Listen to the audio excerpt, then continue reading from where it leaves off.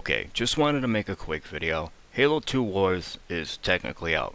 If you paid for the God tier edition, you would have early access. But more importantly, the embargo has been lifted, and for the most part, the reviews have been kinda lukewarm, with some outlets such as Gaming Bolt calling it the best RTS in this generation, while GameSpot, on the other hand, gave it a 6 out of 10, which was, in my personal opinion, a horrible review. I respect everyone's opinion, but the way this person actually went about describing this game, it was as if this person had very little experience with RTSs, or at least gave me that impression. Negative critiques such as, when finding out where all the resources are, there's nothing left to discover in this game. Well, that can be said about most RTSs, and more importantly, this is not an exploration game. Streamlined FPS nature of battles is how this person actually chose to describe the action. Now here's the thing, I haven't played too much of Halo Wars 2, but I do know this much from what I have played. The only thing that feels inspired by FPS when it comes to Halo Wars 2 is the brand, and obviously that it shares the same universe and bloodline with its big brother, Halo. And I think that just goes without saying. This game, through and through, feels inspired by RTS, and that's exactly what it is. And I also wanted to make one thing clear.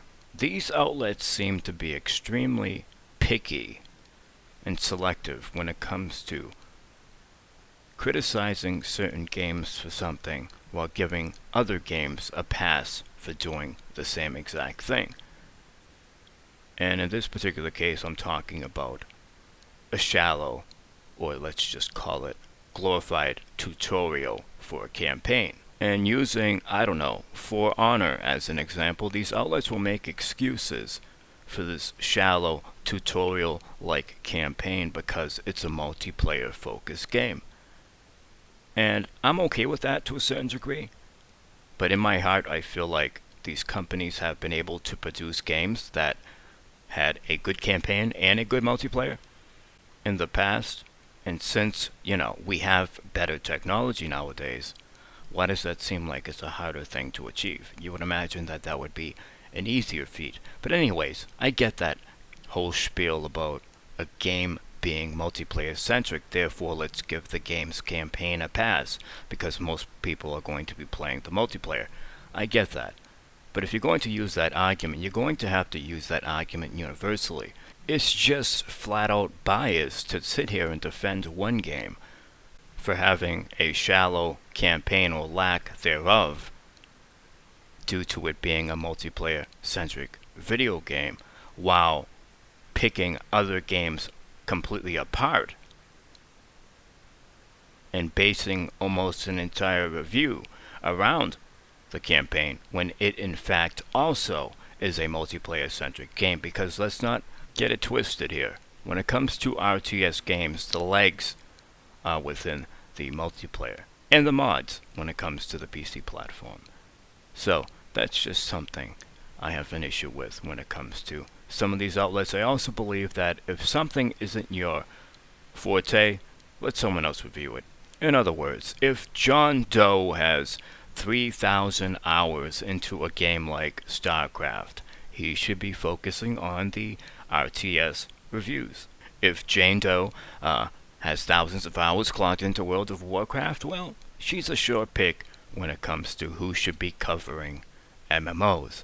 This is going to come off as a bit assumptive, and I guess it kind of is, but sometimes I feel some of these people at these outlets have absolutely no idea what they're talking about, and I only feel that way because of the words they choose to use when it comes to describing their experience and the things they choose to focus on when it comes to critiquing a game. The reason why I'm making this video is because I noticed the behavior when it comes to anytime Microsoft, more specifically the Xbox, has a blunder, has a game that is reviewed poorly.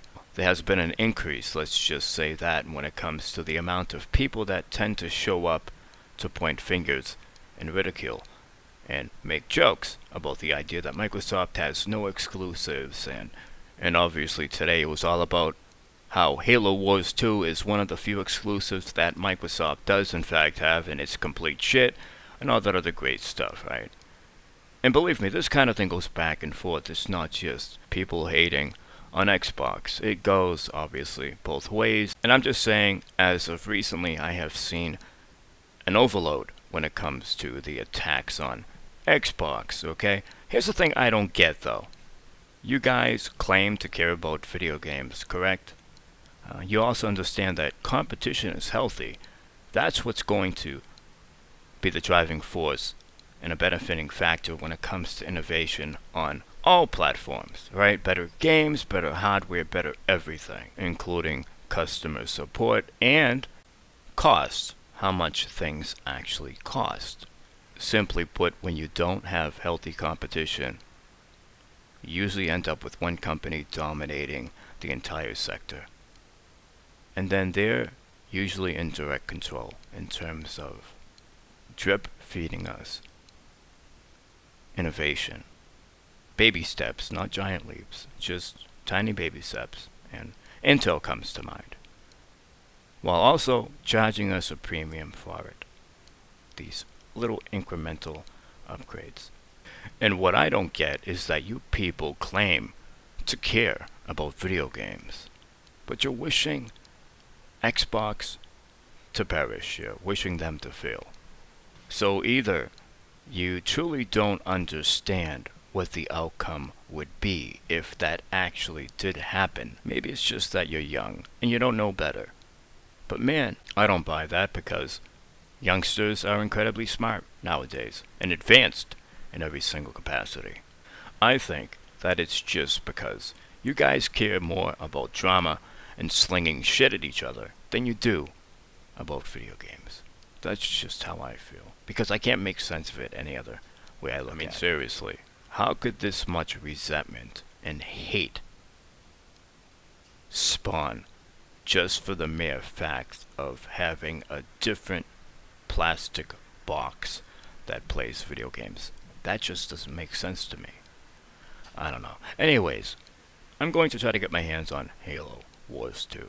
The only issue is that there's a ton of games inbound, and I'm trying to get this channel in tip-top shape before I continue to upload videos. And so for the time being, I think I'm going to focus more on that for the purpose of things getting greater later, opposed to just uploading stuff that I feel could be a lot better just for the sake of uploading it. Anyways, hope y'all are having a good day. I love you all, and I will see you soon. Take care and stay out of trouble.